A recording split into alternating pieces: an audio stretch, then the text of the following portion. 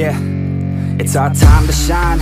Show that's the kind of state of mind you gotta combine with hard work and time. You gotta climb to the top. Don't let yourself drop till your heart stops. Let this beat rock. Got a new clock and a new stock for this new rock.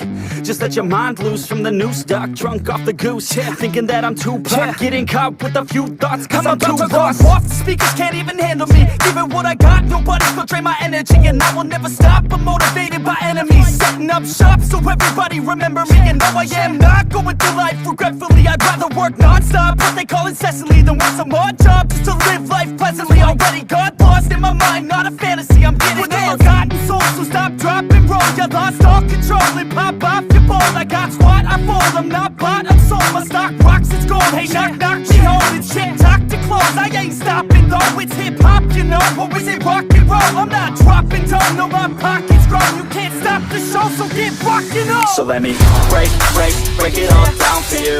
I ain't never giving up, I ain't never giving up. Taking that crown from you. I ain't worried about you, I ain't never. So let me break it all down for you. I ain't never giving up, I ain't never giving up. Taking that crown from you.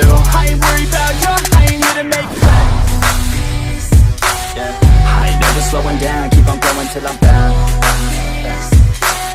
No, I'm never slowing down, cause we're blowing up now. I ain't never slowing down, keep on going till I'm down.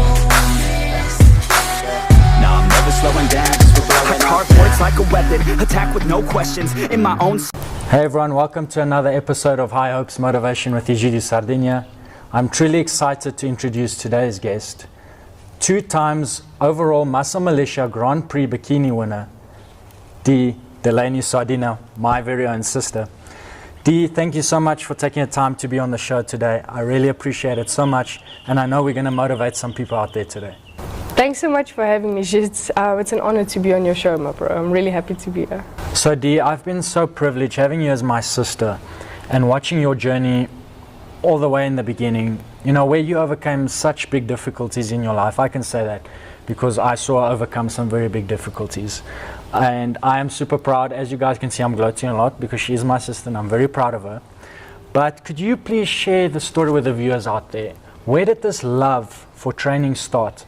And when did you decide that you want to take this passion further and make it your career? Okay, so then in terms of the actual training, I did have a sporting background. I played hockey and I swam at school, you know that obviously. So like I said, I did have that behind me, but as I left school, I went into more cultural things. I studied fashion and fitness sort of fell to the background. And getting back into it was actually in the gym again. I didn't start sports again until my first gym membership, which you gave me. Yeah.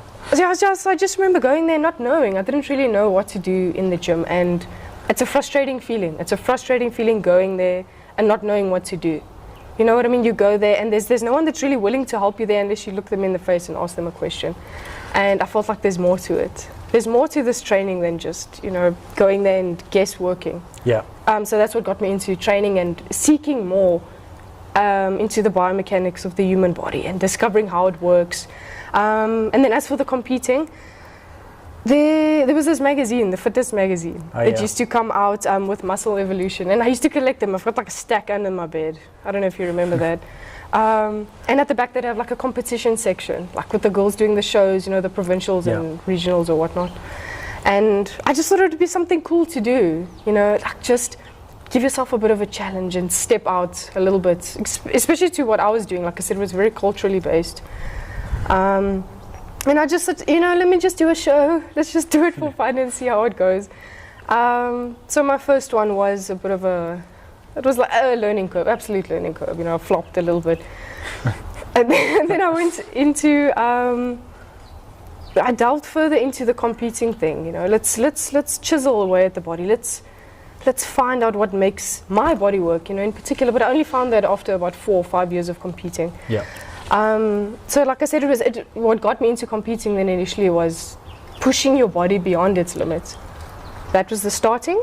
And as I progressed, pushing your body beyond the limits but making it strong from within, making it a machine ultimately. Yeah. So I think that would be my answer to that.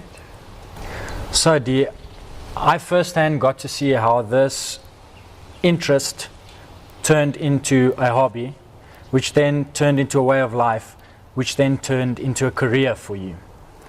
And as you said, I do remember all those magazines and how you always said you want to be on one of these covers one day, and you want to stand on stage one day and you want to make this a profession.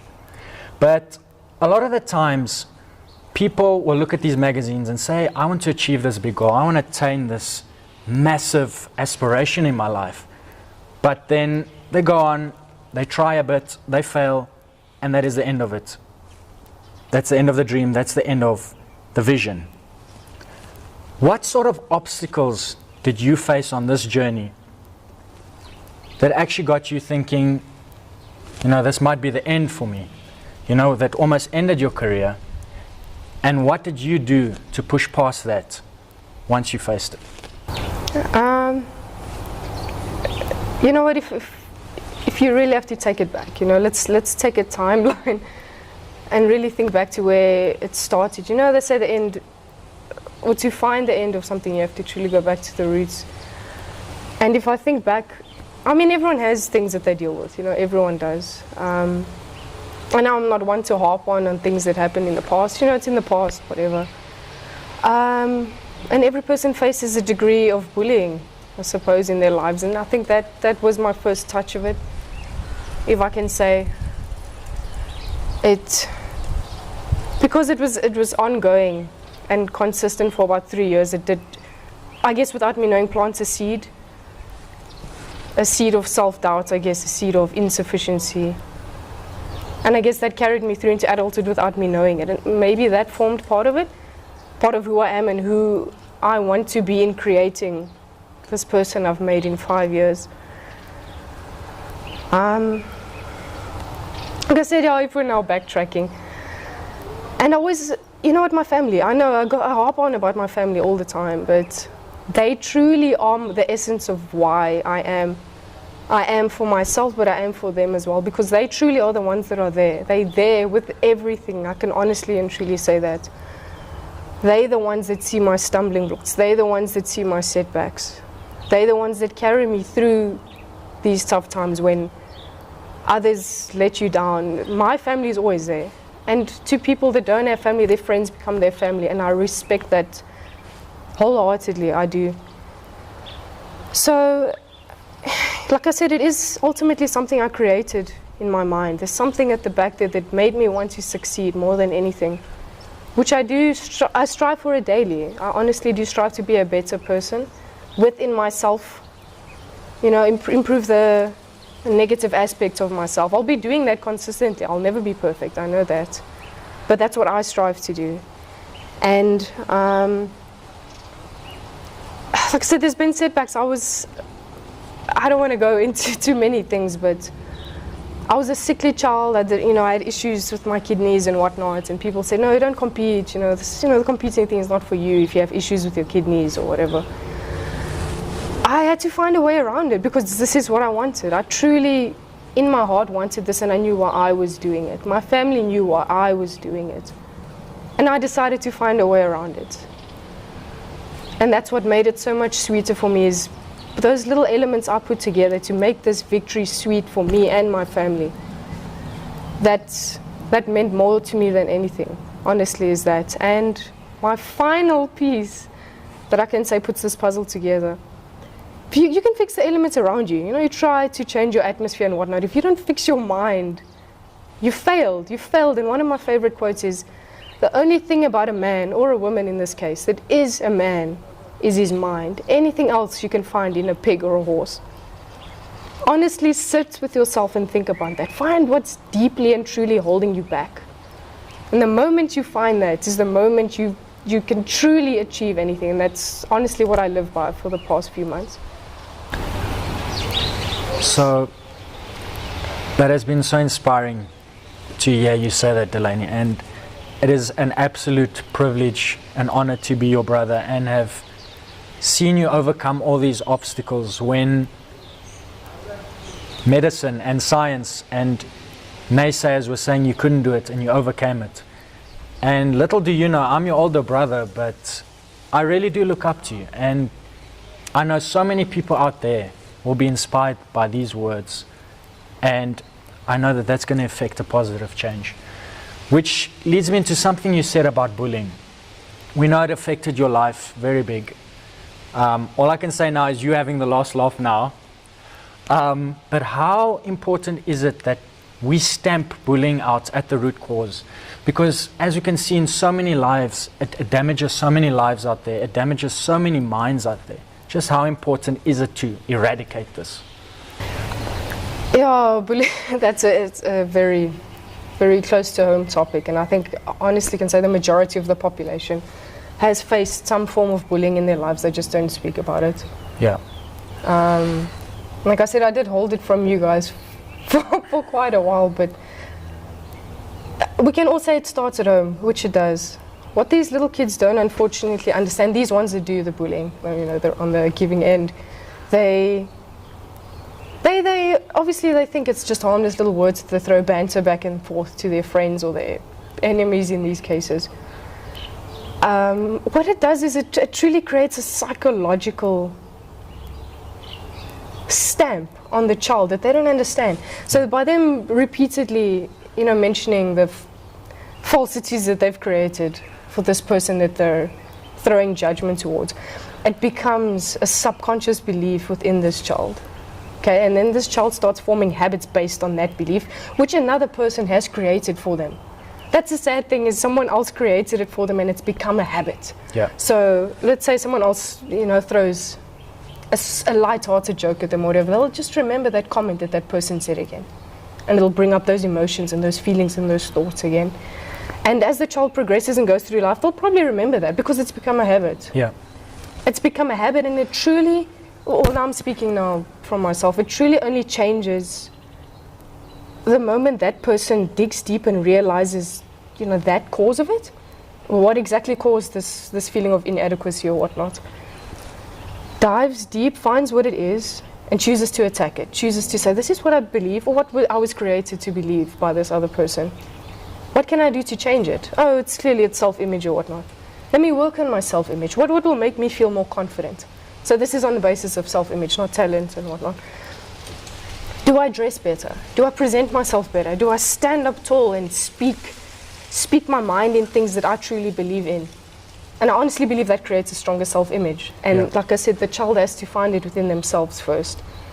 With other instances of bullying, you know, like I said, it creates such a scar that these people don't realize because they think it's these tiny little jokes that they're making. Yeah.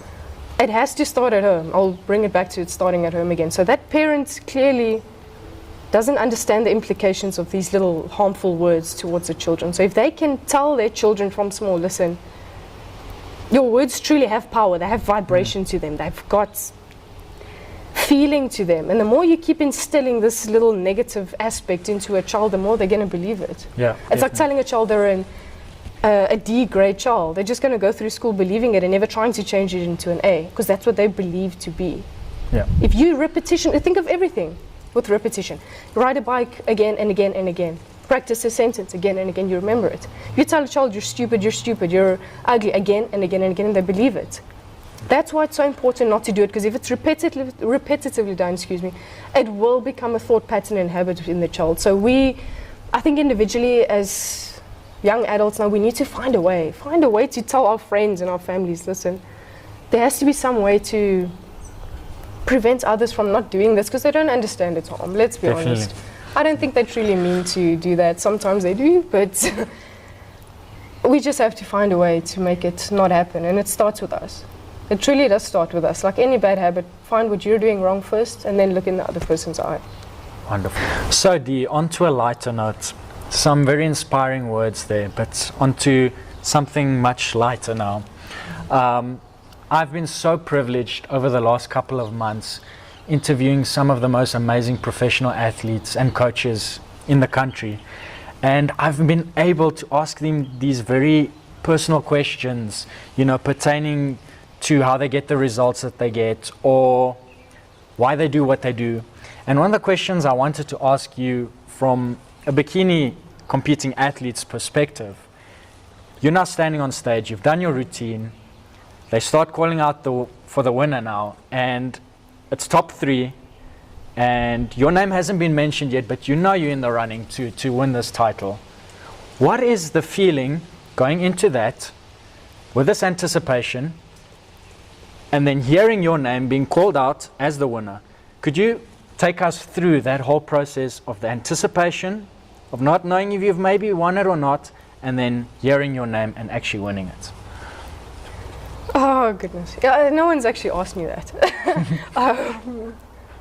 Gosh, okay, so like the anticipation, I'm trying to think now, think back. You know what, to be honest, this show in particular, this one, you know what, I was waiting, anticipating. I'm just thinking now when they were like on second place now, yeah, or whatever. To be honest, I looked at my family. That's all I looked at. That's all I was looking for. I just enjoyed the prep this time so much, to be honest. This was my favorite prep, not only because I did it myself. You know, I had to find ways around doing things differently for my body. Yeah. It was a challenge, but just being there, I know it also sounds cliche, but being there, I was like, you know what, you made it to the stage. You made it, you enjoyed it, you get flapjacks after this. Yeah, but like I said, it was very surreal to me this time. It's different. It's different when you do it on your own. It's different when your target is different.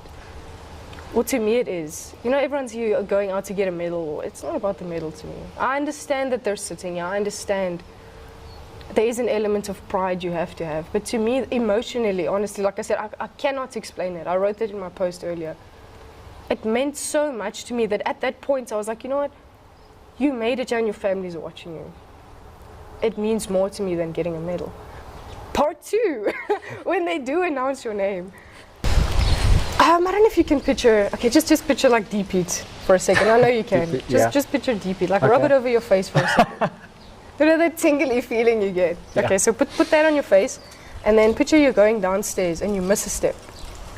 You know that feeling, like you're about to fall a little bit? Put those two together. I don't know, it sounds ridiculous, but that's the only thing I can equate it to. It's an unreal feeling, or it was to me because of what led to it. Yeah. If that makes sense. That moment they put the medal around your neck, like I said, it's honestly it's always the first thing I do is I look at my family. Is my family happy with this? Yes, I understand everyone says do it for yourself. I am doing it for myself because I genuinely love it.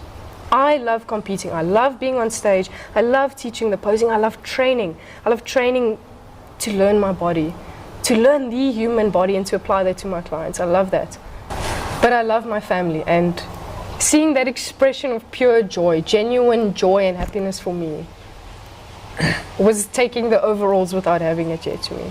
And that's genuinely how I felt. It's such a genuine, warm elation that, you know, when people say like tears of joy, it was one of those moments for me. Small victories to others, big victory to me, because I understand what went into it. And I enjoyed every single minute of this prep and the show. I can honestly say that. Really such heartfelt words, Dee. And I'm sure so many people, you know, can actually relate to the passion that you have on stage and the exuberance you have for everything you do in life. So it is just so amazing to see an athlete who's so humble, has got so much humility, you know, and still gives their best in everything they do. So this leads me to the final question. Is there a specific quote that you picked up early on in your life that you go back to every time you face a difficulty in life that just inspires you to keep going? Like I said, it's a cliche that everyone says. There's so many. So let me just go to the two obvious ones on my body. This is the one that gets pointed at a lot when I'm in the shopping center. Mistakes are the stepping stones to wisdom. Also another cliche, but you truly learn from every mistake. Like Thomas Edison, you know, he had hundreds of failed attempts, or as he liked to put it, a plan with 100 steps. And that's honestly what I believe, according to this tattoo. Failures suck, like they really do, but let's be honest, that's where you learn the most, is with your failures. When you succeed, it's amazing. It's like it really is. But I can honestly think, let me give you a good example actually. It was the Millennium Gold Plate, 2017. I honestly prepared so hard for the show and I missed the lineup. I'll never forget it. And that's what truly woke me up. And I said, you know what, it's been okay to win or whatnot. What happens if you lose? Do you stop? Do you sit down and go sleep? And I said to myself, no, man, you know what? It sucks now. I'm going to cry a bit, eat a chocolate and go to bed. But what happens after this? Is this what you want to be remembered for? We are here to create. We are here to create a legacy. Is your legacy that you gave up after one failure?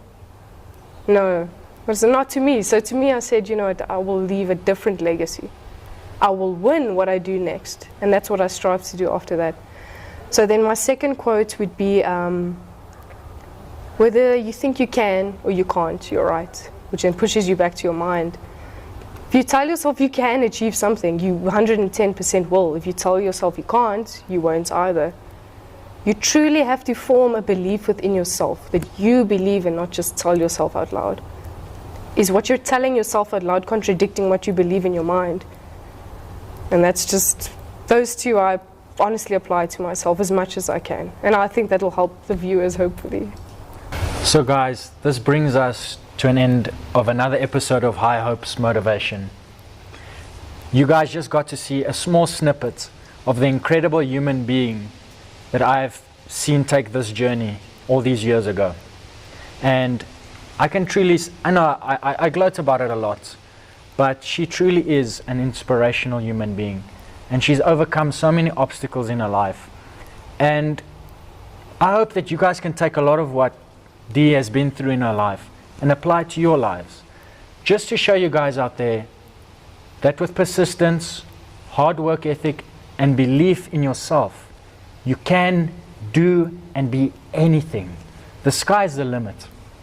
So I just want to take this opportunity again to thank Dee, my sister, for being on the show. I really appreciate it so much. I know a lot of people are going to be inspired by this. And also just wanted to end it off by saying, if you haven't subscribed to my channel, guys, please give it a subscribe. And always remember, have high hopes. I'm not going through life regretfully. I'd rather work non-stop, what they call incessantly, than work some odd job just to live life pleasantly. Already got lost in my mind, not a fantasy.